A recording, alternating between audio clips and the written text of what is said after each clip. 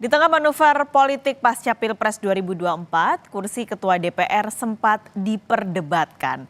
Namun saat ini, Puan Maharani, Ketua DPP PDI Perjuangan diminta Megawati Soekarno Putri, Ketua Umum PDI Perjuangan, kembali menjadi Ketua DPR 2024 hingga 2029. Posisi Ketua DPR RI tentu saja karena berdasarkan Undang-Undang MD3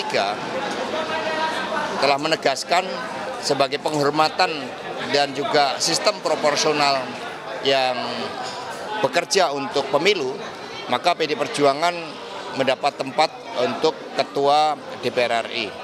Dan sebagai partai yang terus menggembleng kader, Mbak Puan mampu menampilkan kepemimpinan yang lengkap, baik dari pengalaman di internal partai, pengalaman sebagai Menko PMK maupun juga 5 tahun sebagai Ketua DPR RI.